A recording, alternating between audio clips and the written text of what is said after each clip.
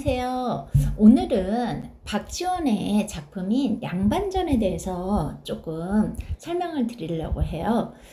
박지원은요, 조선 후기의 실학자로요, 현실을 비판하는 내용의 한문 소설을 많이 지은 사람이거든요. 그래서 여러분들이 국어를 좀 잘 하시려면 한국사도 좀 알아두시면 되게 유리하거든요. 그래서 실학 사상가들을 조금 알아두시면 좋으실 것 같아요. 대표적인 이제 실학자 중에 한 명이 바로 박지원이죠. 그의 호가 연암이기 때문에 그의 작품 중에 연암집이 있고요. 그 다음에 청나라에 갔다 와서 쓴 여행문, 기행문이 열하일기도 유명합니다. 그러면 오늘은 양반전에 대해서 한번 알아보도록 할게요. 우선 양반전은요, 전자로 끝났잖아요. 네, 바로 고전소설입니다. 그런데 요구의 대표적인 것은요, 풍자를 표현기법으로 해가지고 나타냈는데요. 이 풍자라는 거는 뭐냐면요, 한마디로 말해서 개인 또는 사회의 부조리 등을 간접적으로 비판하면서 웃음을 유발하게 하는 표현 방법 중에 하나예요. 그래서 좀 풍자의 대상 같은 경우는요, 자기들보다도 약간 우위에 있는 사람이 되겠죠. 그래서 이렇게 간접적으로 비판하는 건데요. 자기보다 아랫사람한테 하면 그거는 잔인한 거잖아요. 그쵸? 자기보다 못한 사람, 약자한테 하는 거는 그거는 비겁하고 잔인한 거잖아요. 그래서 여기에서 같은 경우에는 양반을 풍자한 거기 때문에 풍자의 대상이 바로 양반이 됩니다. 그러면 양반의 어떤 면을 풍자를 하고 있냐면요, 크게 생각하시는 거를 두 가지로 생각하시면 돼요. 우선적으로 첫 번째는요, 양반의 무능, 그 다음에 허례허식, 이런 것을 이제 풍자를 하고 있고요. 비판을 하고 있는 거죠. 그 다음에 뭐예요? 양반의 탐욕이라든지, 그 다음에 횡포, 부도덕성, 이런 것을 풍자한다고 생각하시면 돼요. 이거를 이제 굵게 두 가지를 풍자한다 생각하시고 문제를 풀어보시면 더욱 좋겠죠. 그리고 여기에서 나타나는 사회상도 하나 더 신경을 쓰셔야 되는데요. 여기에서 나타나는 사회상은요, 당시 이제 조선 후기 18세기의 조선 후기에서는요, 양반 신분을 사고 파는 신분 매매가 이루어지고 있었어요. 사실상 신분이라는 것은 거기 태어날 때부터 주어진 거라서 바뀌기가 힘든 거잖아요. 근데 이때 당시에는 뭐예요? 몰락한 양반도 있었고 부자가 된 평민들도 있었거든요. 이러한 현상이 있으면서 어떻게 해요? 신분을 사고 파는 사회상이 이런 식으로 나와 있습니다. 그거를 바탕으로 해서 한번 문제를 풀어보도록 하겠습니다. 자, 처음 들어볼까요? 양반이란 사족을 높여 부르는 말이다 라고 했어요. 네, 사족이라고 했네요. 사자를 보니까 선비사자네요. 그래서 사족이란 선비나 무인의 집안 또는 그의 자손들을 말하는 겁니다. 정성군에 어떤 양반이 살았어요. 자, 양반 풍자의 대상이죠. 이 양반은요, 어질고 책 읽기를 좋아해서 고을의 군수가 새로 부임할 때마다 반드시 그 집에 찾아가 인사를 치렀다고 하네요. 굉장히 이제 성격이 좋은 양반인 것 같아요. 그런데 이 양반은요, 집이 가난해서 해마다 고을에 환자를 타다 먹은 것이 쌓였다고 얘기했어요. 환자라는 거는 뭐냐면요, 이 환자라는 것은 황곡, 이제 한국사 시간에 좀 배우셨을 거예요.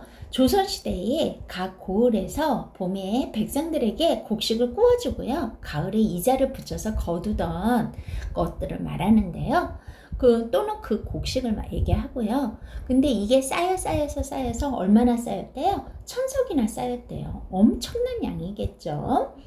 그래서 강원도 감사가 군업을 순시하다가 뭐예요? 정선에 들러서 황곡의 장부를 열람했는데 엄청 화가 났어요. 뭐라고 얘기를 했냐면 어떤 놈의 양반이 관하고 씨가 이처럼 충냈단 말이냐. 한마디로 뭐예요? 너무나도 많은 양이 모자랐다는 거죠. 그쵸? 하고 그 명에서 그 양반을 가두게 했죠. 군수는 그 양반이 가난해서 갚을 힘이 없는 것을 딱하게 여기고 차마 가두지는 못했지만 어떤 도리가 없었어요. 그쵸? 예, 그리고 양반 역시 밤낮 울기만 했다고 그랬어요. 어머, 울기만 했네요. 굉장히 무능한 모습을 보여주고 있죠. 해결할 방도를 차리지 못했고요. 그의 양반 부인이 역정을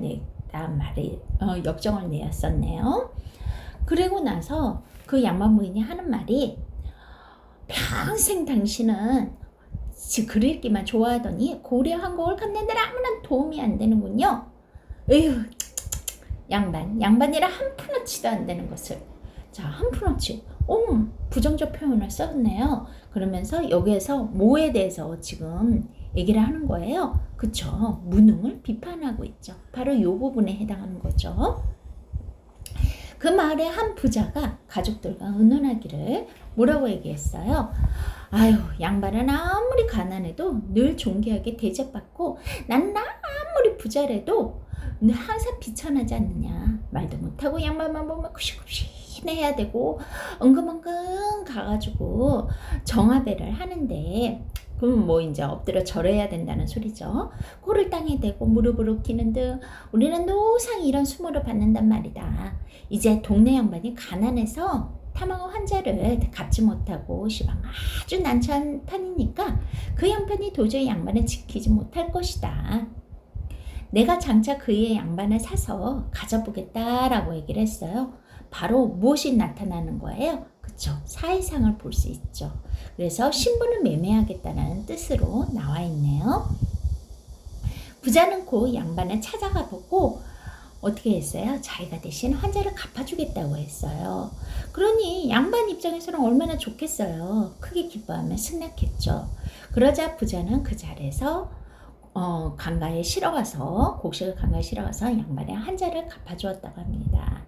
그래서 여기서 나타난 사회상 다시 한번 말씀드릴게요. 부자가 돈으로 양반 신분을 사려 하는 신분 매매의 모습이 보여지죠.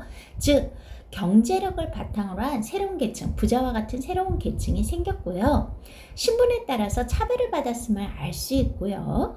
신분제가 동요해서 신분을 사고 팔 수 있었음을 알 수 있었습니다. 그러면 이제 연이어서 해볼까요? 군수는 양반이 한국을 모두 갚은 것을 놀랍게 생각했어요. 그쵸? 거기 밀려가지고 천성이나 못 갚았는데 말이죠. 군수가 먼저 찾아가서 양반을 위로하고 또 환자를 갖게 된 사정을 물어보려고 했죠. 그런데 뜻밖의 양반이요. 자 보세요. 번거지 있었어요. 그리고 어때요? 짧은 잠방이 입었어요. 번거지라는 것은 뭐냐면요.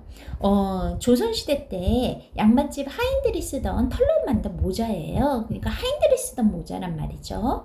잠방이란 뭐냐면 가랑이가 무릎까지 내려오도록 짧게 만든 호바지예요. 그래서 옛날에 이제 할아버지들이 이렇게 시골에 가시면 할아버지들이 무릎까지 오는 무슨 속바지 같은 거 입는 거가 바로 잠방이라고 생각하시면 돼요. 그리고는 길에 엎드려 자신은 소인이라고 얘기했어요. 그러면서 어떻게 해요? 자기를 굉장히 낮추는 말이잖아요. 신분이 낮은 사람이 높은 사람에게 자기를 낮출 때 하는 말이란 말이에요. 자기를 가리킬 때. 그리고는 감히 쳐다도 보지 못하고 있었어요. 쳐다도 못 봐요. 이러고 있었어요. 그때니 군수가 얼마나 놀리겠어요. 양반인데. 그러면서 부축해서 일으키면서 이야기를 하죠. 아니 귀하는 어찌 이다지 스스로 낮춰 욕되게 하시는가요? 라고 얘기하죠. 그때 양반은 더욱 황공해서 머리를 땅에 조아리고 엎드려 말하죠. 아이고 항송하나이다. 소인이 감히 욕됨을 자청하는 것이 아니오라 이미 제 양반을 팔아서 이제 신분을 팔았다는 거죠. 한국을 갚았음지요. 동리의 부자 사람이 양반이었습니다. 소인이 이제 다시 어떻게 양반을 모칭해서 양반 행세를 하겠습니까? 이렇게 이야기를 하고 있죠. 그러면 이 부분은 양반이 신분을 팔았기 때문에 어떻게 해요? 이제는 양반의 모습이 아니라 뭐예요? 평민의 신분에 맞게 행동함을 알 수 있었던 거죠. 그랬더니 군수가 감탄하면서 말해요. 이게 이제 감탄할 일인지는 모르겠지만 감탄하면서 말하죠. 아, 군자로구나 부자요. 양반이로구나 부자요. 부자이면서 인색하지 않느니 의로운 일이요. 남의 어려움을 도와주니 어진 일이요. 비천한 것을 싫어하고 존귀한 것을 사모하니 지혜로운 일이다. 이야말로 진짜 양반이구나. 그러나 사사로 팔고 뭐예요? 사사로 이제 거래했다는 거죠. 증서를 해두지 않으면 나중에 이제 거기에 문제가 생길 수 있으니까, 성사에 꼬투리가 생길 수 있으니까 내가 너와 약속을 해서 군민은 사람들로 하여금 증인을 삼고 증서를 만들어서 미덥지 않게 본관이 마땅히 거기에 서명하겠다고 그랬어요. 그러면 여기에서 요 부분을 보면 어떻게 해요? 그 당시에 또 뭐예요? 사회상을 알 수가 있죠. 그때 신분매매가 공공연하게 이루어져 있었구나. 그래서 이제 증서 작성까지 해가지고 확실하려고 그러는구나. 이렇게 생각하시면 되겠죠. 이 소설에서 사회상은 신분매매 그거 생각하시라고 아까 처음에 초반에 말씀드렸죠. 그리고 군수는 간부로 돌아가서 고을 안에 있는 사족과 농공상들을 모두 모여가지고 관정에 모았죠. 그리고는 부자는 향소의 오른쪽에 서고 양반은 공용의 아래에 섰다고 그랬어요. 양반은 아래쪽에, 부자는 향소의 오른쪽에 섰다고 여기 이야기가 나와 있거든요. 그러면 이 말은 뭐예요? 신분에 따라 이제 자리도 배치가 그렇게 됐네요. 그 다음에 그리고 증서를 만들었죠. 자, 여기서부터가 이제 바로 증서가 돼요. 총 2가지의 증서가 나오거든요. 근데 이제 첫 번째 증서의 내용입니다. 건능 10년 9월 모일이라고 했어요. 건능은 뭐냐면요, 청나라 고종 때의 연호예요. 그래서 지금만 말하면 1745년 이렇게 생각하시면 돼요. 아무래도 이제 조선시대 때라 중국의 영향을 굉장히 많이 받았잖아요. 그래서 뭐라고 되어 있냐면, 위의 명문은 이 증서는 양반은 팔아서 한국을 갚은 것으로 그 값은 천석이라고 이야기를 하고 있습니다. 그러면서 뭐라고 이야기를 하고 있어요? 오직 이 양반은 여러 가지로 일컬어진대요.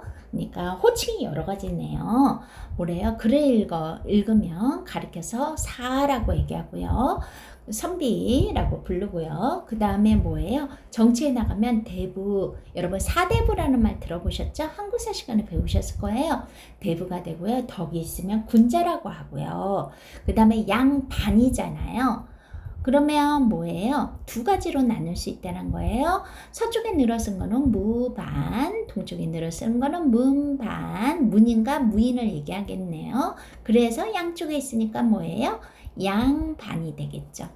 그러면서 이것이 양반이 너 좋을 대로 따를 것이다 라고 얘기했어요.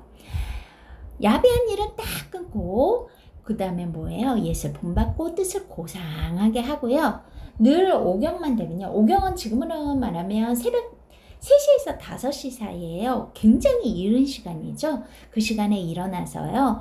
황에다가 불을 당겨 등잔을 켜고, 그러니까 뭐예요? 등불 켜고, 그 다음에 뭐예요? 황은 여기서 유황이에요. 유황에다가 이제 불을 붙여가지고 등잔불 켠다라는 거죠. 그리고 그 다음에 뭐예요? 눈은 가만히 코끝을 보고 발꽂이는 궁둥이에다 얌전히 모으고 앉아서 동네박이라는 것은요, 중국의 남송의 동네 여조겸이 춘추 자시전에 대해서 풀이한 책이에요. 좀 어려운 책 같죠, 느낌상. 동네박이를요, 얼음 위에 박 밀듯이 외운대요. 자, 여러분은 얼음이 있는데 그 위에다가 물건을, 이렇게 동그란 물건을 민다고 생각해 보세요. 얼마나 잘 밀어지겠어요. 그만큼 쉽다라는 거겠죠. 그러니까 줄줄 외워야 한대요. 그리고 뭐예요? 줄임은 굶주림을 말하죠. 굶주림을 참고 추위를 견디면서 가난하다는 소리는 입으로 설고 꺼내지도 말아야 된대요. 그러면서 뭐예요? 고치 탄내를 하며 뭐예요? 입안에서 침을 가늘게 내뿜어 연진을 한대요. 한마디로 뭐예요? 거기 뭐예요? 입술에 침을 모아서 몇 번에 나누어서 이제 삼키는 그런 행동을 하라는 거죠. 그러니까 뭐예요? 꿀떡꿀떡 이러는 게 아니라 이렇게 좀 얌전하게 이런 식으로 한다라는 거겠네요. 그 다음에 소매자락으로 모자를 쓸어서 먼지를 털어서 물결 무늬가 생겨나게 하고요. 세수할 때 주먹을 비비지 말고 양치질 할 때는 입내를 내지 말고 그 다음에 뭐예요? 그러니까 입냄새 내지 말라는 거죠. 그쵸? 그 다음에 소리를 길게 뽑아서 여정을 부리고 여봐라 막 이런 식으로 불러야 되는 건가 그죠? 그 다음에 어떻게 해요? 걸음을 느릿느릿 옮겨 신발을 땅에 끈다고 했어요. 마치 슬리퍼로 질질 끌듯이 천천히요. 그리고 고문진보는요 중국 명나라의 고병이 탄찬한 당시 선집을 말하고요. 그 다음에 당시 품위는 뭐냐면요. 주나라 때부터 송나라 때까지 시문을 모아 엮은 책이에요. 한마디로 고문진보나 당시 품위 같은 책들을요. 어떻게 해요? 깨알같이 베꼈을 때 한 줄에 100자를 쓰라네요. 어우 굉장히 많이 써야 되겠네요. 그리고는 손에 돈을 만지지 말고 그 다음에 쌀값을 묻지 말래요. 왜냐하면요. 돈과 관련되는 일을요, 굉장히 당시 양반들은 천하게 생각했었거든요. 그리고 또 뭐래요? 더워도 버선 벗지 말래요. 그리고 맨 상투로 뭐래요? 식사를 해서도 안 되고요.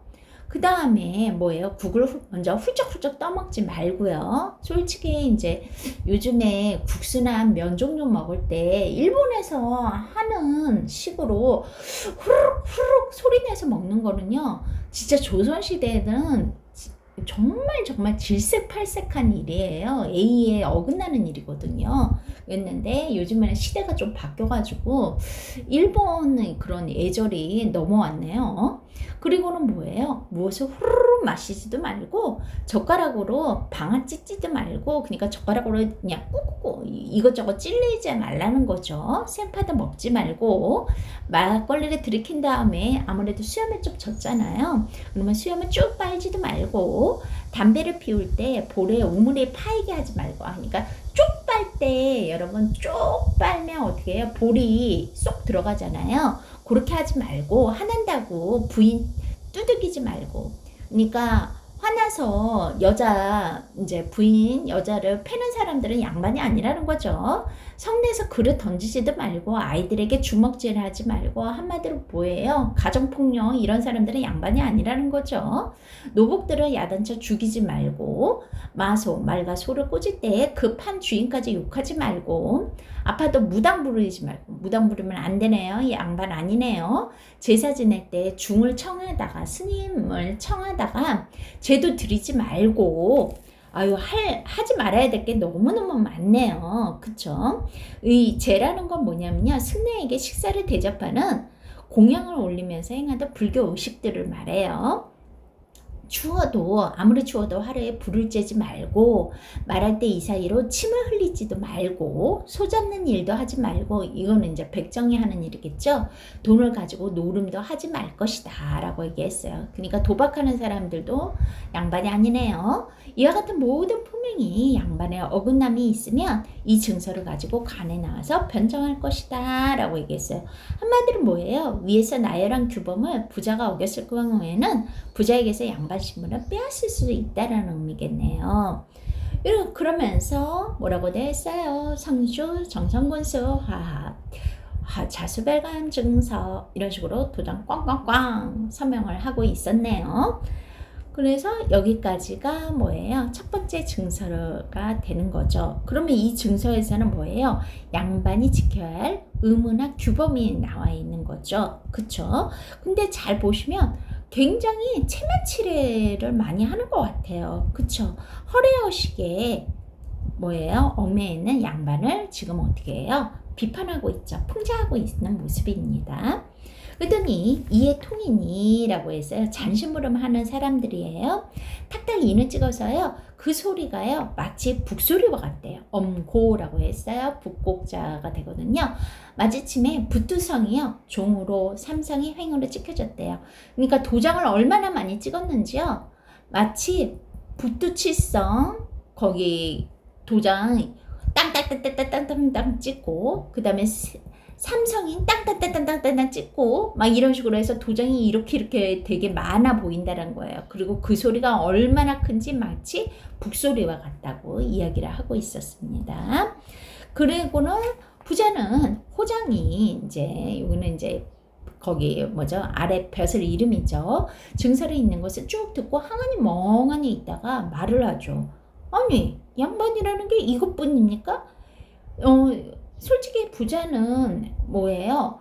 양반한테 있어서 자기가 먼저 양반 신분을 사가지고 이익을 챙기려고 했던 거잖아요. 그쵸? 대접받고 싶었단 말이에요. 그러면서 나는 양반이 신성 같다고 들었는데 정말 이렇다면 너무 재미가 없는 걸요? 원하는 건데 무슨 뭐 이익이 있도록 문서를 바꿔주시옵소서 이렇게 얘기를 하고 있죠. 그래서 문서를 다시 작성하게 됩니다. 자, 여기서부터 여기까지가 뭐예요? 문서 2가 되는 거네요. 문서 2가 되는 거죠. 증서 2가 되는 거예요. 아까 증서 1에서는 뭐예요? 체면과 허례허식에 대해서 비판했었죠. 그쵸? 풍자했었어요. 그러면 증서 2에서는 뭐에 대해서 얘기하는지 볼게요. 하늘이 민을 낳을 때 백성을 낼 때 뭐예요?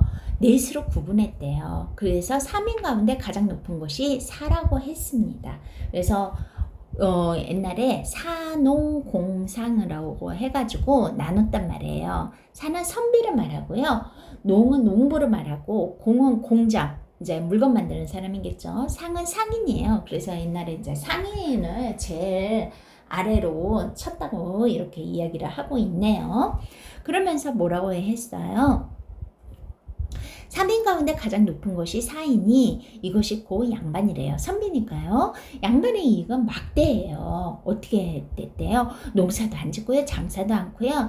약간의 이제 문사, 글공부 대충 해가지고요. 선납해가지고 크게는 문과 급제를 하고요. 작게는 진사가 됐죠. 뭐 최진사댁, 셋째딸 할 때 그 진사예요. 그리고는 문가의 홍패는 이라고 했어요. 홍패는 문과 급제자에게 주던 합격 증서를 말해요. 근데 그게 두자 남짓한 것이라고 했어요. 그러면 보통 이제 한 척이 보통 30.3cm니까 그러니까 그 2배가 되는 거겠죠. 꽤 길어요. 그랬더니 백물이 부비되어 있어. 그야말로 한마디로 돈자루래요. 그 신분이요. 왜요? 진사가 나이 30에 처음 간직에 나가더라도요. 오히려 이름 있는 은간이 된대요. 낙하산 인사가 된다는 거예요. 낙하산 인사. 잘되면 남행으로 큰 고를 맞게 되어서요. 귀미시 일산의 바람으로 휘어진대요. 얼굴이 있는데요. 자, 귀 밑이 휘어진다고 그랬다니까 이거는 뭐예요? 햇빛을 덜 받아서 여기가 하얘진 거죠. 그거는 뭐예요? 그만큼 뭐예요? 그냥 편안하게 사는 삶일 거 아니에요. 보통은 농사꾼들은 뭐예요? 햇빛 아래에서 일을 하는 바람에 얼굴이 검을 수밖에 없단 말이에요. 근데 양말은 어때요? 딱 해가지고요. 일산의 바람에, 일산은 이제 양산이에요. 요즘으로 말하면요. 양산 이렇게 쓰고 앉아 있으니까 바람이 휘어지고 라고 얘기했어요.